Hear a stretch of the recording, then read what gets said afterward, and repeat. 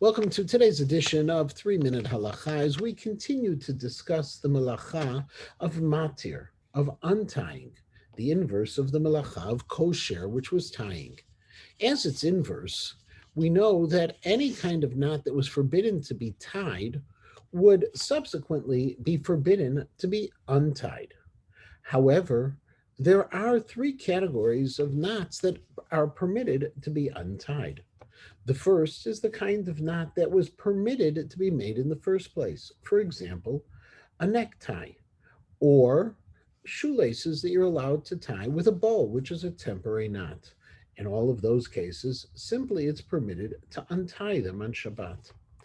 In addition to that, knots that were made that are not prohibited on a biblical level because they're not permanent, they're not for more than 24 hours or 7 days, which is the longer length according to some opinions, and they're not a maseuman, they're not a permanent kind of knot, a sailor's knot, as we learned, or a camel driver's knot, but rather just a tight knot.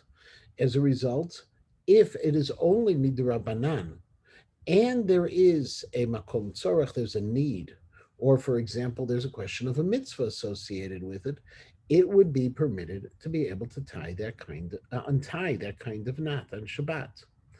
A third category is in the middle. The knot you tied was permitted. For example, you made a bow on your shoelaces, but somehow the bow came out and you were left with a double knot. A double knot typically is prohibited. However, because this just happened by accident, you're not only allowed to untie it if you can, but if you can't untie it, you'd be even allowed to break the lace because obviously you need to get out of the shoe. You could break the lace. But the Mishnah Berurah points out that if you do such a thing, it should be derech kilkulo.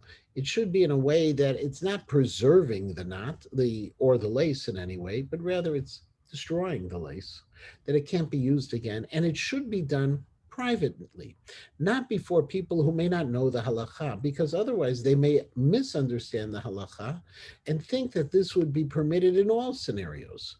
So, three cases that are permitted. The knot was permitted itself. The knot was not a prohibition midioraita, but nevertheless there was a makom tzorach or a makom mitzvah. And third, the knot was accidental in nature. Those situations you'd be allowed to untie on Shabbat.